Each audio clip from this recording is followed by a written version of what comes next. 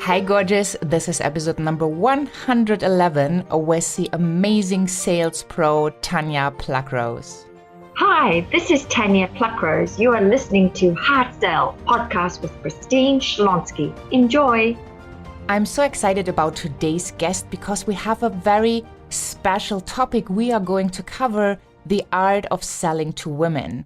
And you might be asking yourself, oh, really? Is there a difference? And yes, there is. And therefore, I have the expert and thought leader, Tanya Pluckrose, for you on HeartSells podcast. She is all about attracting and retaining high-value clientele. She helps business owners who struggle to sell their products and services with her 6-star selling system. Her company focuses on innovative ways in creating the right kind of client experience that increases sales, client acquisition, and retention. She is an international best-selling author of The Art of Selling to a Woman, and I'm so super excited to have her on to dive into that topic so you can learn from her and be inspired by her. Before we hop on, make sure you have subscribed to HeartSells podcast, and please leave a rating and review on iTunes or Stitcher and share the love. So if you want to hop on over to christineschlonski.com, the only thing you need to do is find the podcast tab, and there you have all the podcasts at your fingertips with all the transcripts, show notes, key points, and obviously the wonderful resources we are sharing. Looking forward to the interview with Tanya Pluckrose, so let's welcome her. Welcome, Tanya. Hello, thank you, Christine. It's so good to be here. Yes, I am so excited to speak to you today because you have such a big mission of how to sell to women. And I think so many people on this planet just don't know how to do this. And they are not aware of all these amazing and important facts that if you, for example, buy a house or make important purchasing decisions and you are in a relationship, it's usually the woman who decides. And I find this very, very interesting. When I learned that at first, I was like, oh, really? And then when I thought about it, I was like, yeah, that's true. So I would love to dive into that and also what brought you onto that path that you are, from all the opportunities in this world, chose to teach people on this important point. Okay, well, Christine, let me start with how I actually did get started, and then that will parlay into the reason why I am so passionate about this mission. So around about 4 years ago, I immigrated to America. And prior to immigrating here, I used to work for a world-renowned airline called Qantas Airlines for over 21 years. So I traveled the world and really mastered the art of exceptional customer service, because Qantas really does have a wonderful reputation in the marketplace for delivering a great client experience to anyone and everyone on any flight to any destination. And I remember arriving here, and my husband wanted to buy me a car. We needed another car for the family because here in LA, the public transport system isn't that great. So he said, come on, darling, let me spoil you with a premium brand of car. And I've always wanted a BMW. And of course, European style cars in Australia are so expensive because of the import tax. So when I arrived here, I went, oh, they halved the price. So off we went, within a month of me arriving, to the local BMW dealership to purchase this car. And we were greeted not by a salesman, but a saleswoman. And just to let your listeners know, I was relieved, like, yes, she's a woman. She's going to get me. And she's not going to rip us off. I know she isn't. I mean, hey, we're women. We're kindred spirits together. We'll look after each other. I know we will. So this was my thought. And then she started to sell the car. And she kept on selling the car to my husband. So she would say, now, Mr. Bird, what color would you like? And is it an SUV or is it a sedan? And how fast do you want it to go?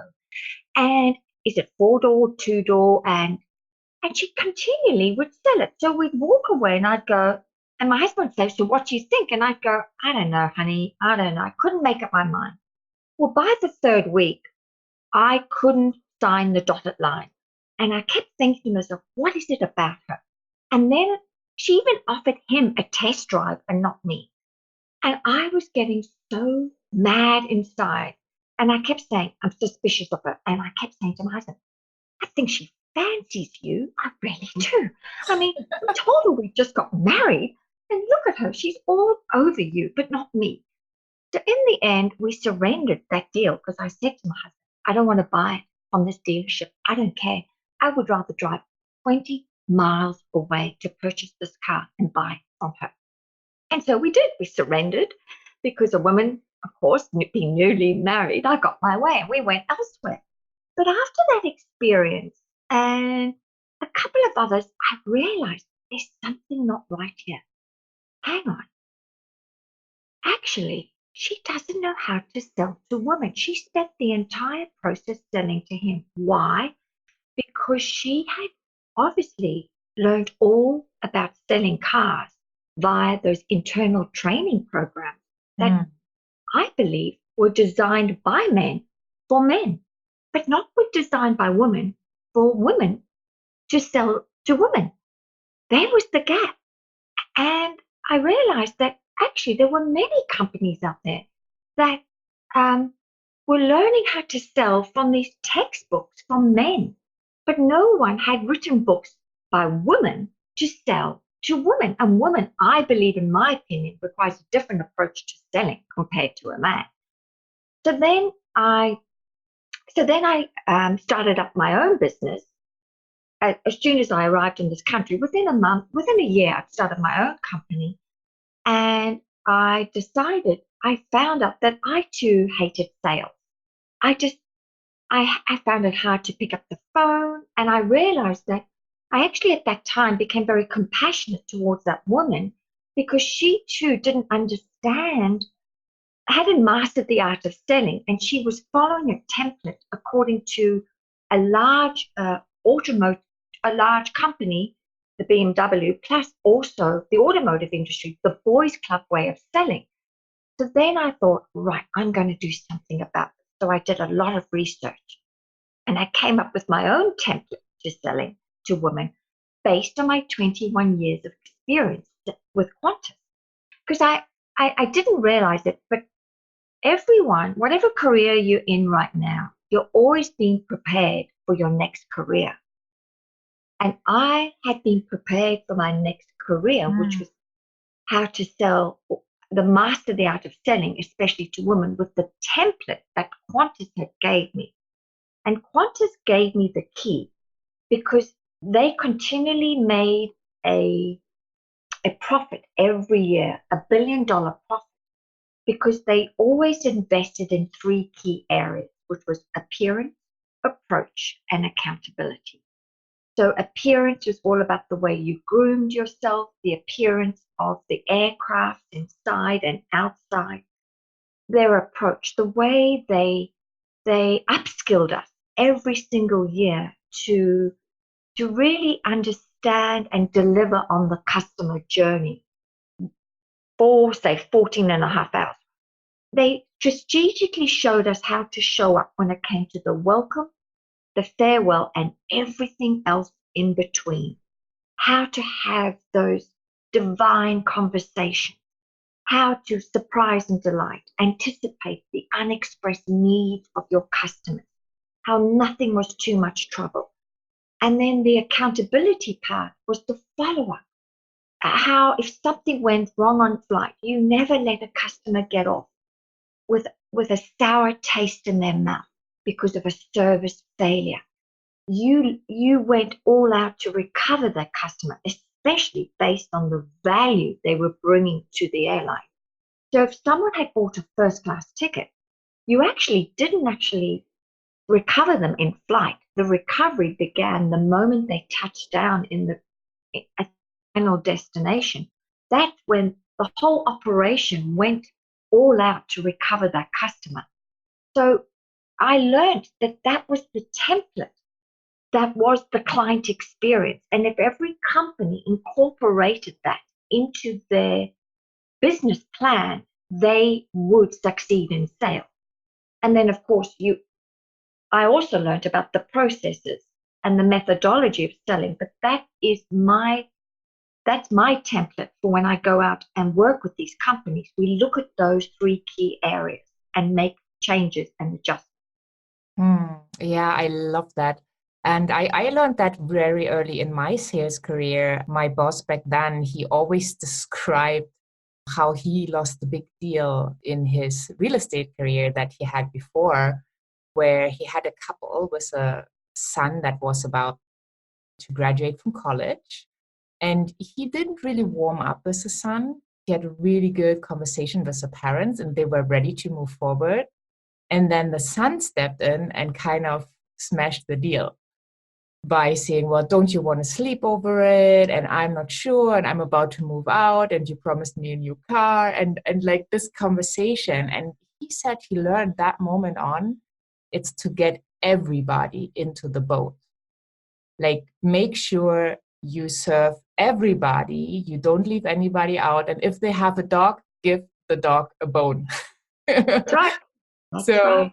and obviously the lady was trying to sell that BMW totally missed on the power of two people showing up and That's right. told the person she thought had the decision-making power and totally missed to ask the question who the car was for. I mean, you didn't mention it, and from the way you described it, No, I don't didn't. know that was. And my husband had even told her in the beginning, I'm here to purchase a car for my wife. Wow. But she didn't listen because she was so institutionalized by the automotive industry to, sell the car to him. She was used to the stereotyping.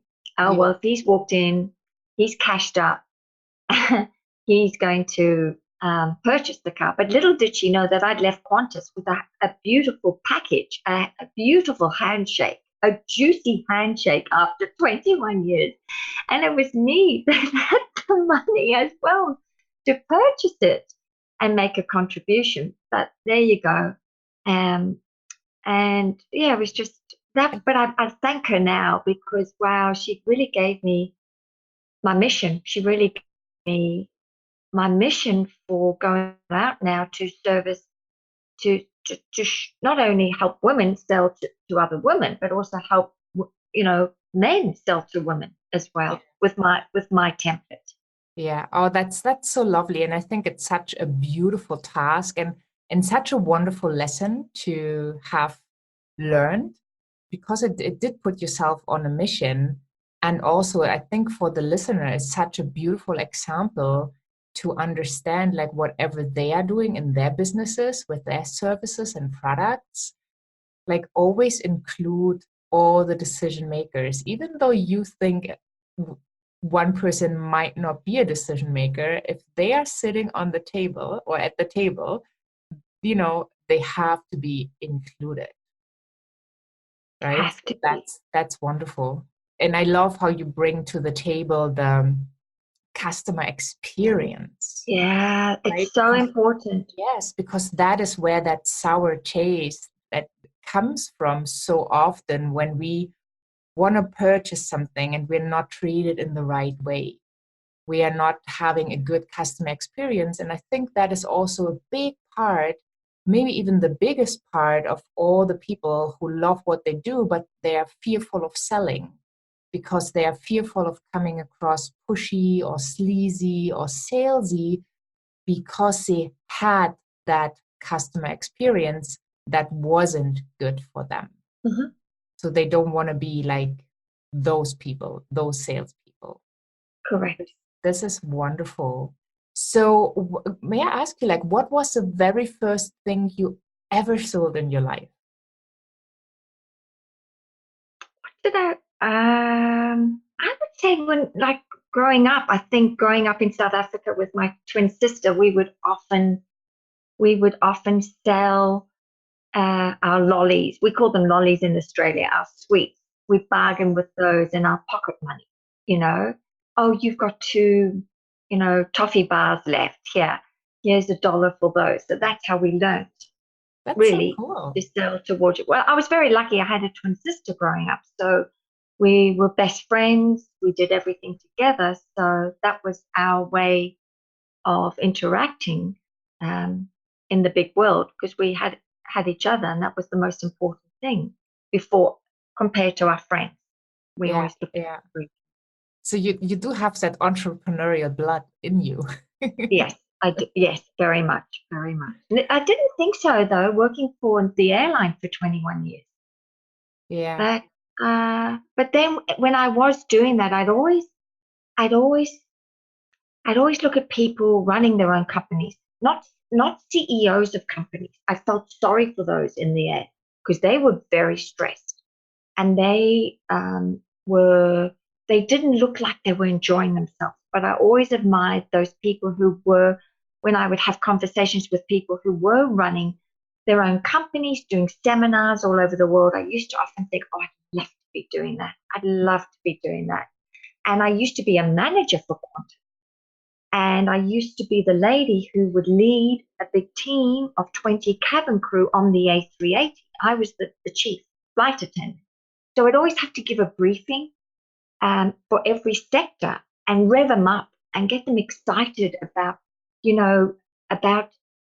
inspiring them to go all out and deliver an exceptional client experience for those 14 and a half hours. And I'd always come up with different themes to motivate them. And that's when I always knew this is what I really want to do, but on a much bigger platform. Yeah, yeah. Well, you set out to touch so many people's life, and that's so exciting, and I love that conversation. So, what do you think is the biggest challenge when selling to women? The biggest challenge, I believe, is that they don't believe in themselves. I believe, haven't made peace with themselves.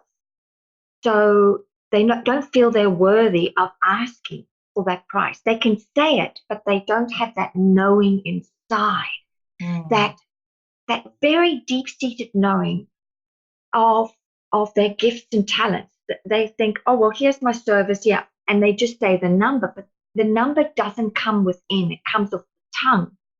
And then, of course, the actual client can feel the incongruency, can feel that there's something missing here. That person doesn't believe in what they've got in their products and services. They don't believe it. And I feel it's the inner work by doing that worthy work, um, the worthy work, um, getting down to it and really believing in yourself and what you produce. Then when you say it, you don't vacillate for a moment because you know it inside. So yes. that's what I feel is the missing piece. Yeah, yeah. And that's so interesting that you say that because I see it the same way. So many people, I mean, every intelligent person can say, that's my package, it's 10K. But then there is a difference in how you back it up. If you back it up with every single cell in your body, or if you just say it and there's not really an emotion attached, or maybe even you're changing your voice or your body language, and then all of a sudden your client will feel that something is Uh-huh. off. Yeah. So beautiful, yeah. So I would love to dive into that more, and I'm so happy that we do have a second interview set up Yeah. because time just flies. So let people know where they can find you. Okay. So I've got a website and it's easy to remember. So it's, www.tanyapluckrose.com. And so you can find me there, and I've got all my details there. And I'd be delighted to support people with not only the art of selling, which is some of the having been able to feel comfortable having those enrollment conversations, But I love to work with people also, even if you're a single entrepreneur, to also show them about the client experience. Even if you're working one-on-one with someone, make sure you have a client experience attached to that. Don't just sell them your product or service. You need to have a client experience, and that involves those three key areas. Because you can get up on the phone and, or Zoom call for your hour, have your coaching. But what did you do before?